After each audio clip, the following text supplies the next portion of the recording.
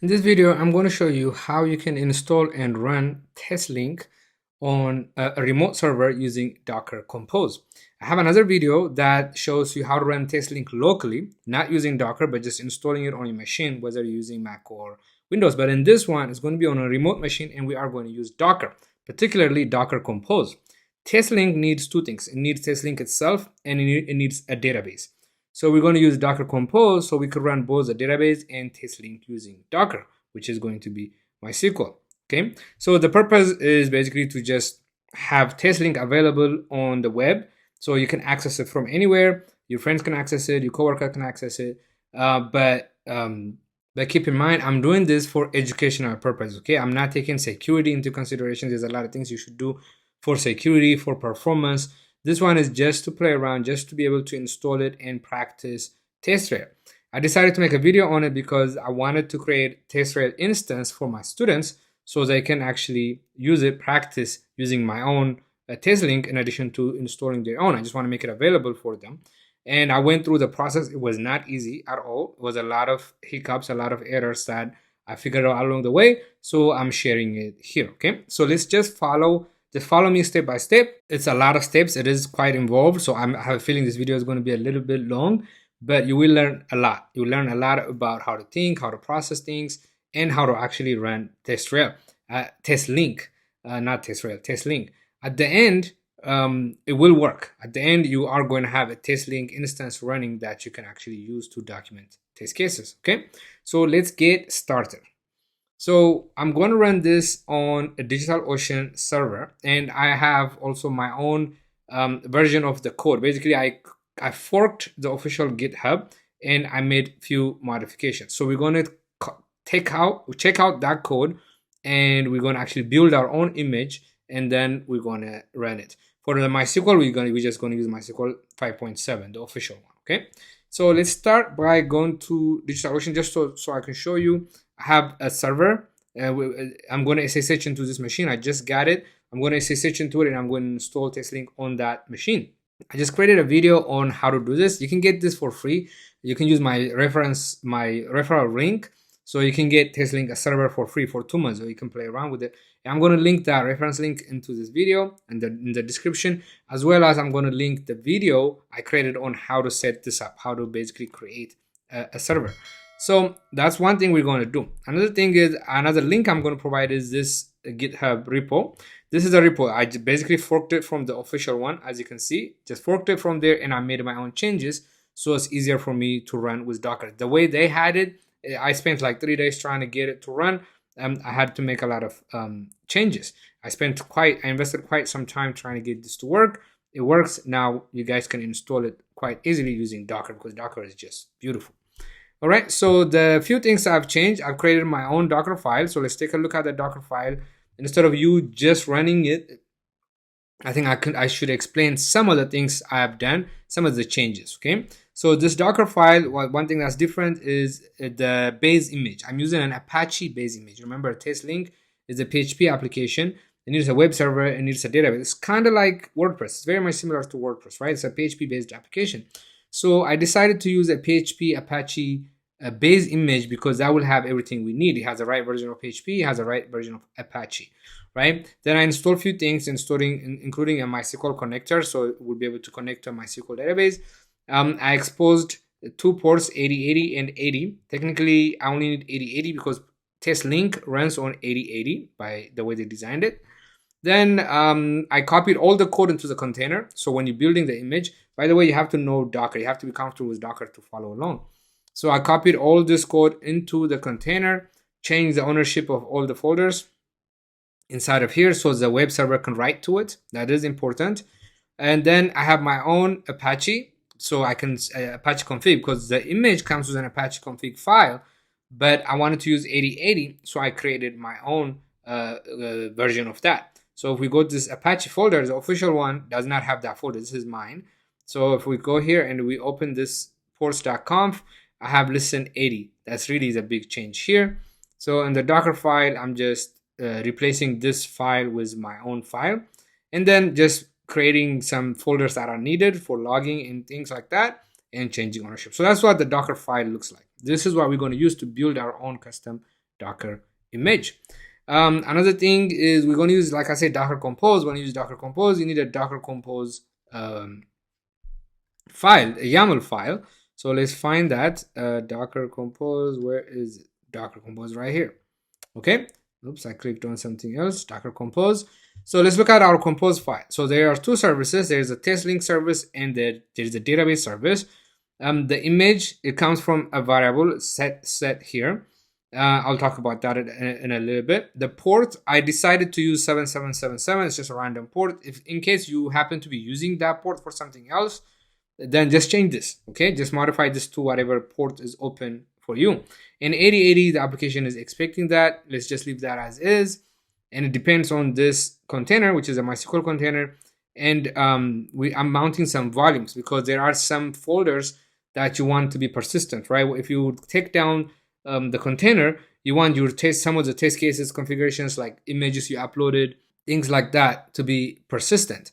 Test cases and test suites and all of that, that is actually in a database, right? So the database definitely have to be persistent, but there are things like, let's say you create a test case and you attach a file with it, like a screenshot with it, right? That does not go to the database. It actually goes into the file system.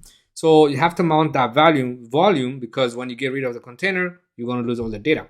So we have some volumes that we need, including the logs and some environment variables.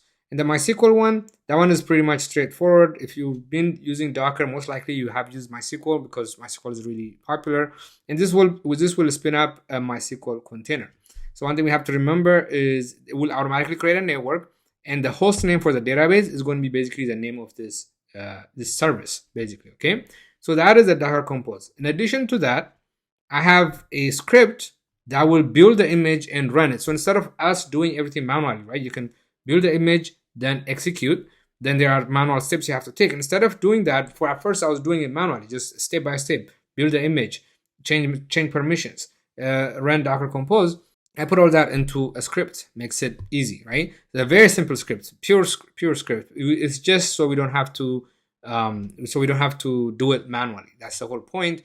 So set minus x makes it that when you run the script, it would actually print all the commands. Set minus e just means that if there's an error in the script, it will kill the script. Otherwise, if you don't do this in Bash, if there's an error on one of the lines, it will still go ahead and does the next line. I usually don't like that. If there's an error, I want it to stop. So I put set -e.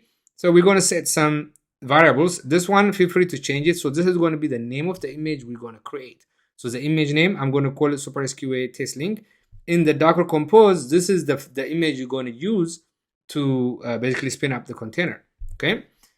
So we're just creating a variable image name, another variable for the folder for the volume. It's going to take the current folder and use this folder volume TestLink, and another one volume SQL. Then it's just going to build the image, right? Docker build -t with the tag name, with the image name. After that, it's just going to run it. And after it runs it, one important thing is the last thing it does, it prints out the containers, Docker PS. The last thing it does is it actually changes the ownership of the volumes, where the volumes are, okay? Because, well, specifically for the TestLink, because the web server needs to be able to write into that location. So the owner has to be www.data. So that's the user for the web server. Okay, so that's it. Those three things are really custom that I've created, and you have to have those. The main thing is you understand why. So that was quick, but I went over it, and now it's time to go ahead and start using it. Okay, so I'm gonna log into this machine again. I'm gonna put in a link. If you want to get a free machine like this, $200 credit for free.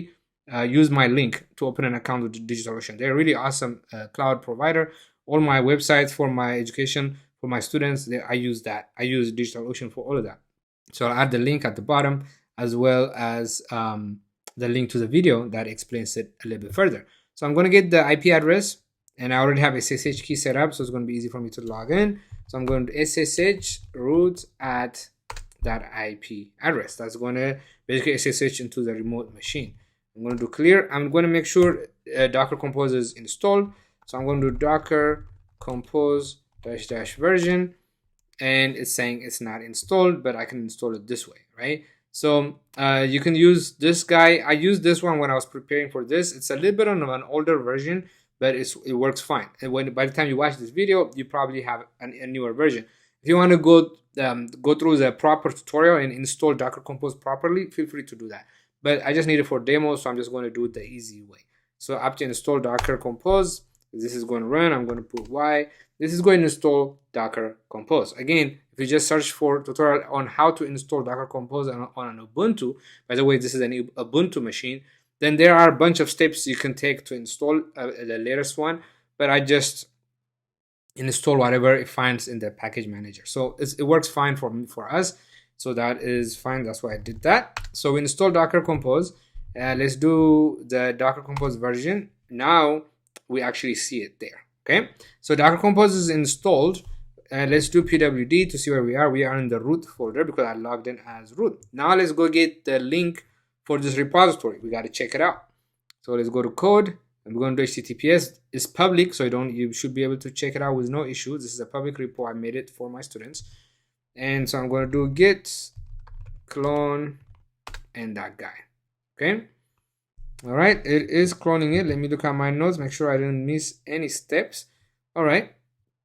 By the way, this machine, we're going to access it with the IP address. So just to show you right now, let's get the IP address and let's go to that IP. Basically, there's nothing running there. We're going to specify a port number. So because we're going to run a container on that port 7777, and we're going to provide that. We could use a domain like testlink.supersql.com or something.supersql.com. We can do that.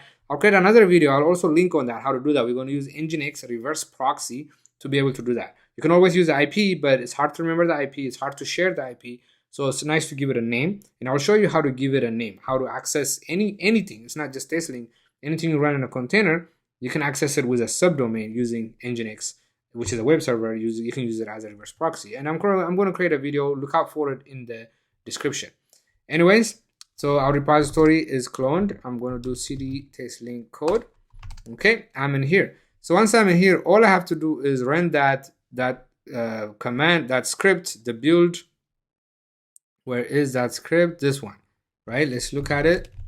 Let's look at the script. This is a script I just showed you in GitHub.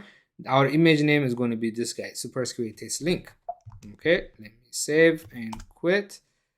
Clear. If we do docker images, you can see there are no images. If we do docker ps-a, you can see there are no containers. So I'm gonna run that script. I'm gonna do bash build image and run containers. Okay, this should build the image and actually run the container. So if we go here and if we look at what do I want to look at? Yeah, it's basically going to build a container and let's see, let's open it. Let's see, it's running a little slow. Basically, it's going to create a container. Then it's going to create some variables, build the image, do a composer dash up. It's going to run it in the daemon and in the background, and it's going to print out all the running containers, and it's going to make some changes. So what I can do here is I can actually log in. Let me log into the same server, ssh root add, so we can look at the logs as it goes, because as you saw, it's running in the as a daemon, so it's running in the background. So we're not going to be able to see the logs unless we specifically say so. So let me SSH into that. It's barely building the image right now. All these logs you can see are building the image, right? You can see those tapes. Those are really familiar. For those of you who are familiar with Docker, you know those are basically each of the layers while it's building it, okay? If you're not familiar with Docker, obviously you probably won't be watching this video. You're interested in running TestLink using Docker, that's why you're here. But if not, check out my site. I didn't create the course yet, but I am definitely creating a Docker course because I really like Docker. It's pretty awesome. Okay, so finished building that image. Now it actually ran Docker Compose up, and it needs a MySQL image. So it's downloading the MySQL image. We're not building the MySQL image. We're actually downloading it. Okay, so you can see done. That means 2 containers are running. It executed Docker PS. That means and it prints out the containers that are running, and there are 2 containers that are running. So the container we're looking for is running at localhost 777. So we're going to take that port, and we have the IP address, right? We have the IP address, and we're going to add the port number to it. This should take us to select TestLink. Voila. Okay. Now we know TestLink is running, right? This is just the first page. We're ready to install. TestLink is being served from that container. It's not installed yet. It's just the homepage. It's not even the homepage. I don't know what to call this, but it's just the first step. Just the basic static HTML being served, right? If we made it this far, that means your containers are running. At least one of the containers is running properly. If I come here, do clear. If I do Docker PS, you can see those two containers are running. We can look at the logs for this container. I can do docker logs.follow and there it is. So this is a Docker. So we can see it.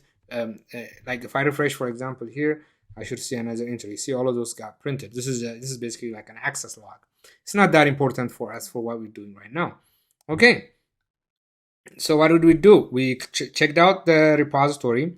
We run the script that will create an image and spin up two containers, right? Now the two containers are running. Now it's time to go and just follow the steps on installing TestLink. Okay. So we got this. So now we're just going to click on new installation. Feel free to read all the information. There is quite useful information, but this is the same. Whether you're installing it on your local machine or Docker or however you want to install, this is TestLink itself. So this page is the same for everybody. So new install. You agree. If you do agree, I'm not just going to tell you agree to everything. If you do agree, go for it. It's basically an open source software. You can do a lot with it. So agree, continue.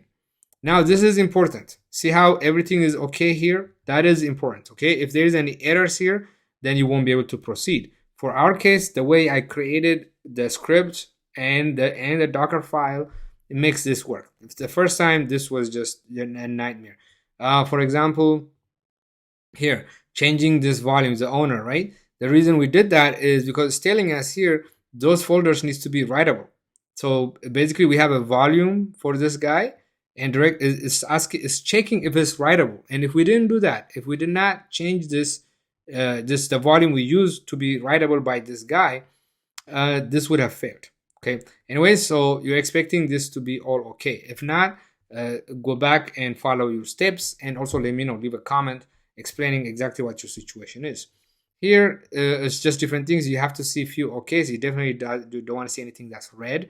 For example, TestLink supports different types of databases and is checking if they are available. MySQL is available for us. That's what we need. You can use Microsoft SQL. You can use Postgres, right? Those Postgres and MySQL, they're not there. MySQL is there. You only need one. You don't need all of them. LDAP is for like authentication and stuff. We don't need any of that. Basically, if you see anything like this three okays, 5 okays, you're good. If you see all this, you're good. All right, perfect. So let's go to the next page. This is where it's really important. Selects the database. We're doing MySQL. For the database host, we're not doing localhost because we are inside of a container, right? It's different. So what I want you to do is go to the YAML file, the Docker Compose YAML file. Okay, in there, the service name, if you don't change it, it's basically this MySQL TestLink. This service name, that is going to be the host name for the database. That is the host name for the database. Get that, put it here, and for the port, put 3306. Okay, so the host name colon, even though it's default, is over here it says if you're not using the default to specify it, which makes me think if you are using the default, you don't need to specify. But I tried that, it didn't work. Feel free to try it without specifying it. I am using the default port, but if you look at it, I'm also exposing this 3301 so we can access it from the outside. So I'm going to show you that. Maybe I should have did that at the beginning, but we do need to access the database from the outside. So I'm going to use MySQL Workbench, which is the MySQL client that I like to use. We're going to connect to the database from our machine, to the remote database, okay? Again, I'm going to have videos on that too, because I have a MySQL course where I teach all of this. And that is part of it, being able to connect to a remote MySQL server. So we're going to connect to it because there are some things we have to do in the database ourselves. But here, it's asking us how to connect. Then the database name, just give it any name, leave it a TestLink. It's going to create a database. Okay, it's going to create a database. And then the table prefix and the root for the database, the admin user for the database. So it needs to be able to connect to the database and create its own user and create all the tables and everything else. In fact, before we move on to the next step, we should probably connect to the database so you can see the changes. So here, the user is going to be root, okay?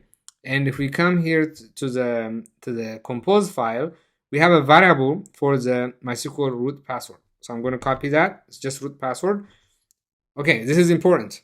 This is public, right? So if you're going to run this for your own, change the password, because everybody that's going to create TestLink based on my instructions is going to follow all the steps. And if you don't change it, everybody has this password, and it won't take very long until you're hacked. So what you got to do is here, before you execute it, before you run anything, just change the Docker compose YAML, go into here and change the password to something secret, something only you know. Only you need to know. Nobody else needs to know that. That way, when the database is spun up, when the database is created, you have your own secret, okay? And for my case, I'm going to leave it as is, because after this tutorial, I'm just going to delete this whole server. I'm going to get rid of it. Okay, so that is a password. So let's go and put in the password. All right, so this guy here, the next field, is a TestLink user. So once it logs in as an admin, it's going to create its own user and give it all the permission it needs. And then that's it, right? So it's going to create a user. So we're going to give it a name.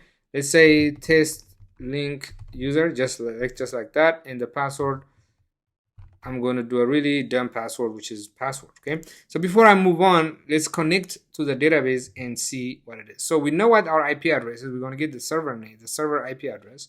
And I'm going to open Workbench. I'm going to come here. This is my SQL Workbench. And I'm going to create a new connection. I'm going to say TestLink DB. I'm going to say demo. Okay, that's just a name. If you don't know Workbench, please look it up. Look for something on my channel. I'm going to create something. I don't already have it, but I will. So we're going to use that IP address. And if we look at the database, it's exposed at 3301. That's the port we need. 3301. The user is root. We're going to do test connection. It's going to ask us for a password. That's the root password. So we can come here and we can get the root password. If you changed it, use the one you changed. Okay, we're going to make a connection. This is successful. It's going to say okay. It's going to show up here as one of my connections. And I'm going to click on that and I'm going to actually connect to the database, right? So once we connect to the database, there's nothing. There's a system, which is like a built-in database. That's the only thing here. Just notice that. Now we're going to see what happens when we move to the next step. You filled in all we needed to. Don't forget this. This is really important. This is the container name, the service name, and the port 3306, not 3301, 3306, the default one. 3301 is for us to connect from the outside. This one, they're connecting within the network, within the Docker network. A database name, we're just going to leave it at TestLink, but you can change it if you want. You can do whatever you want to call. This is going to create a database called TestLink. The prefix, you can leave it empty or you can give it something. This is very important. The user, the root user, and this is the new database, the new user that will be created. Okay. Then we're going to say process TestLink setup. We're going to see an error. Okay. This is just Chrome because I used a really dumb password. It's telling me, hey, you used a very dumb password, which really is a dumb password. If you use password, like last time I created a database and I left the root user as a password, in 3 days it was hacked. They basically locked, they deleted all the databases, and they say, hey, if you send us this much crypto, they want crypto, then we'll give you your data. I didn't have anything important, but it was a very good learning moment. 3 days, literally 3 days from the time I created the database until the time they hacked it. Amazing. Okay, so now you get this error. This is the most annoying part, right? This is where it took me forever to figure out what the heck is going on. So you have to go into the logs to actually see what happened. So I'm going to show you that.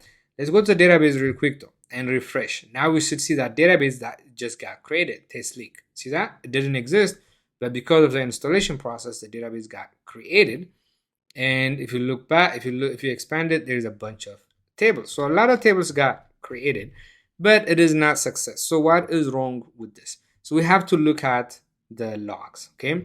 So where do the logs go? I don't know if it's easy to see. On our local, we mounted this volume, so we should be able to see logs in here. If you want to go inside the container, then you can look at the logs in here, right? var TestLink logs. I'm going to show you both. But locally, we have a folder called logs, right? So when I say locally, local to that machine. So let me do clear. If I do ls, there's a lot of stuff, but there is a folder called logs. So I'm going to do cd logs. We have, oh, there's nothing here. Interesting. So let's get into the container. I thought, let's see, let's double check one more time. Volume TestLink. Okay, it's actually in the volume, right? And the volume we used is current working directory and volume TestLink. So we need to go into that folder. So I'm going to go back, volume TestLink. In here, there is a logs folder.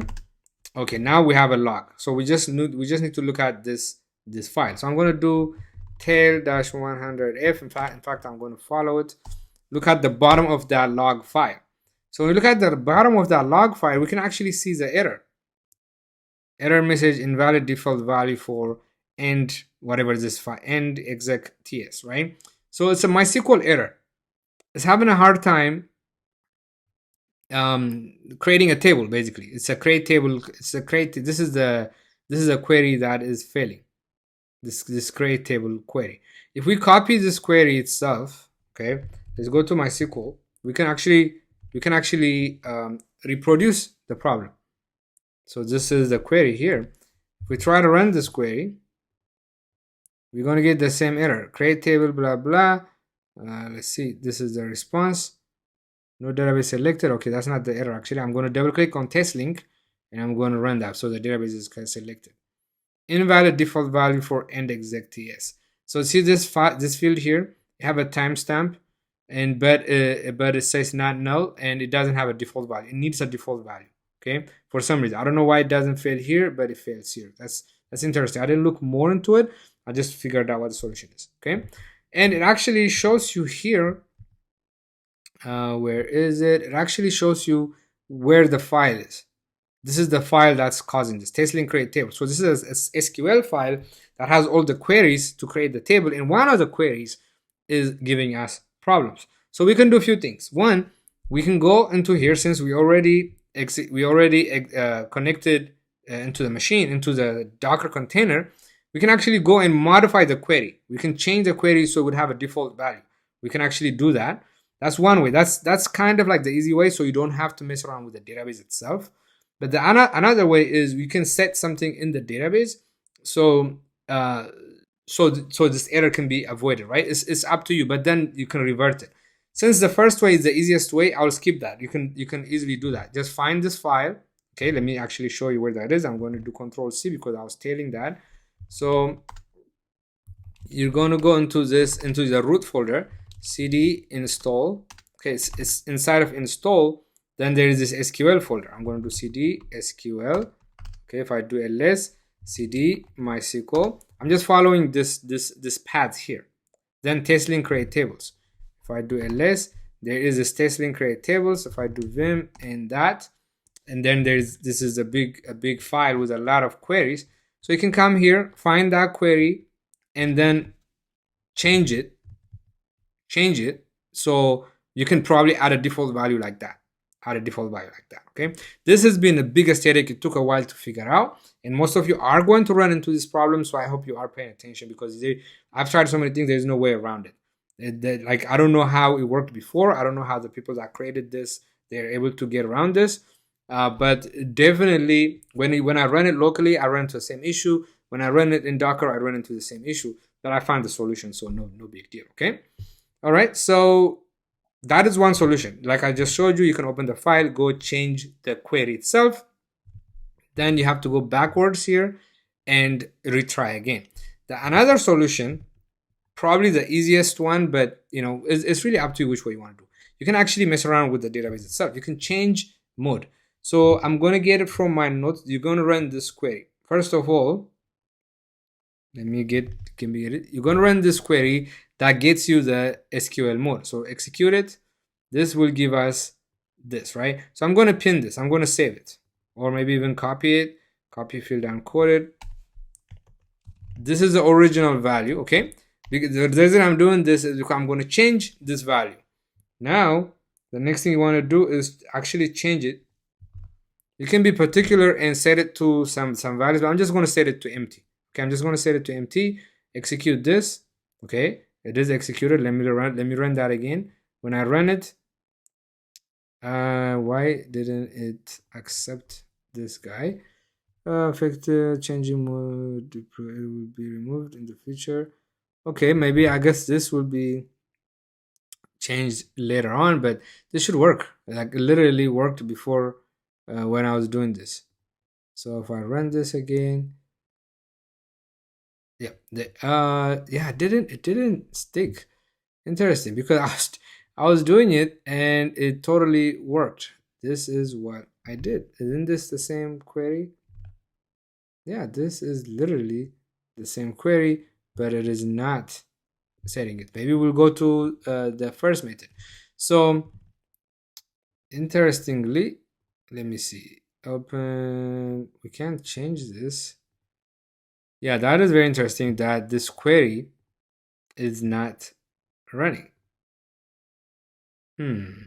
Maybe because this is selected. Let's do this. I need to go here, click here. For some reason, it is not. So when I run this query here, oh, this is still running for some reason. When I run this query, it is not accepting the change. So maybe I should stop the recording and play with this and get back to it. So I did not really find a solution. So let's actually just, instead of leaving it empty, let's add something to the mode, see if it actually affects it. It does not. So this solution is not working for me, but I'm going to put this queries in the description anyways, so you can try it, because I literally did it several times preparing for this video. It took a long time to prepare for this video, and it was working. It just smooth. It was working. So I don't know why it didn't work right now. So we're going to go through to the solution number one. Okay. So solution number one is to actually update the query. So let's find let's get the query. So in that file, so I can find it. For example, this is a file that this is the table name that's giving me a hard time. So I'm going to go here. I have it open, so I'm going to find that, and here it is. So I'm going to come here, and here for the default value, oops, I'm going to do the same thing as the next line here. Okay, there you go. So I just updated the query itself. So now I'm going to come here, go back, and fill in everything. It's already filled in. It's already filled in. This is the one, root password, and this is what I need. Process. Let's see. Now we're getting a different result, right? A lot going on, and it is installed. It is fine. We're almost there. There's still issues. We still have to fix a few things. So we're here. So you got to remember, there are two solutions for the previous error, and one is try what I just showed you here. So my point was, you do a select, you get the list, save it, then you set it to an empty. Okay, do your installation, then set it back to the way it was. That's really what I was thinking, because you want to leave MySQL mode changed because you never know what other reasons why that would be needed in the future. Okay, that's one solution. Try that first, but then if that doesn't work, just like it didn't work for me for some odd reason, then do what I did. Open the file, this TestLink create table file. I'll put that in the description as well, and then update the query. Just give it a default value. Okay, so that's how we ended up here. Everything is successful. Everything is good. If we get this, that means it's good. So at the bottom, you can't even take it's a link, but you can say you can now log into TestLink. So you can click on this, or in the URL, you can just get rid of all the stuff and all the way until the port, hit enter, and this should take you to this other error page. So this one is saying access denied for user TestLink at some IP address, right? This is the crazy part. I don't know how this has happened. I know the solution, but I don't know why this would happen. So remember this TestLink user, that is the user we told it to create. So it created that user, but it created in a way that the user can access from localhost, not from this IP address, right? It must be related to Docker. So the solution is basically to give this user access. Even though it was created by TestLink itself, we still have to go manually and give this user access. Okay, so let's go ahead and do that. So we're going to go back to the database. Let me open a new sheet or a new document. Okay, first let's look at all the users that are available. I'll put those queries in the description as well. So we're going to execute this query. It will give us a list of all the users. We can see TestLink user is there, but it is from localhost, right? Not from that. So in MySQL, it's a combination of the username and the host that makes it unique. So that particular uniqueness needs to have its own access label, its own grants, its own privileges, okay? So the next thing we're going to do is we're going to see what grants does this user have, because we're going to create a new user and we're going to give it the same grants. We want to give it the same grant. We don't want to give it all grants. We can say grant all, but then that user is going to have all the access. That's not very secure. So we're going to see our users. Say TestLink user, right? It's probably the same thing at localhost. So we're going to run this. This will show us what the grant the user have. And it would actually show us the grant that was used to grant this user whatever it needs. So I'm going to copy this and I'm going to paste it here, which is a query of its own. We're going to use it in a little bit. So the next thing I'm going to do is I'm actually going to create a new user. Okay, that is the way we want it. So we're going to use TestLink user from @%.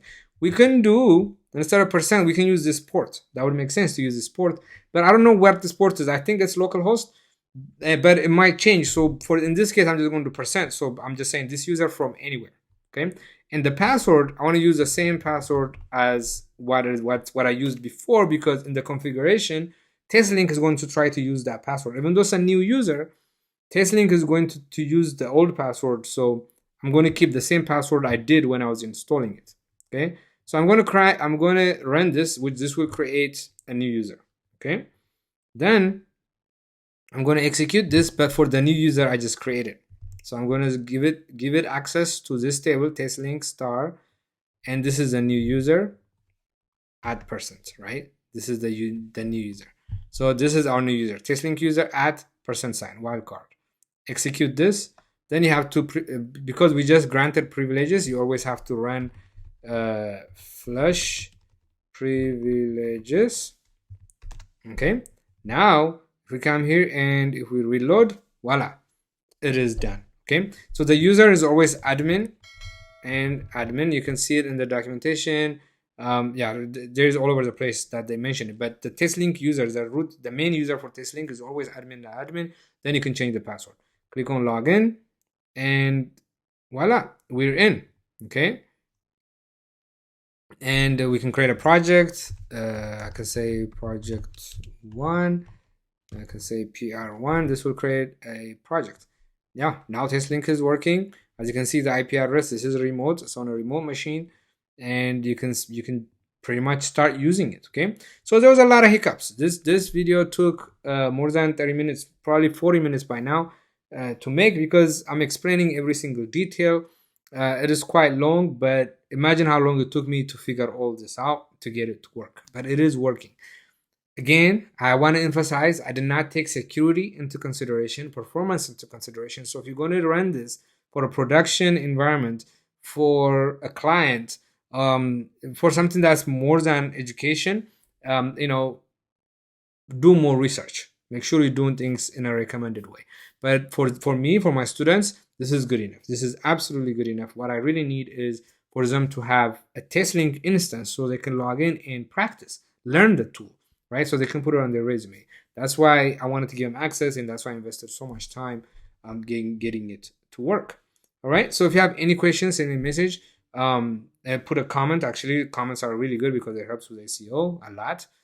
So let me know what your experience was going through all this, because my experience was not great. I spent a whole lot of time, but at the end, when you get it to work, obviously the satisfaction is amazing, right? You all engineers, you know how that is.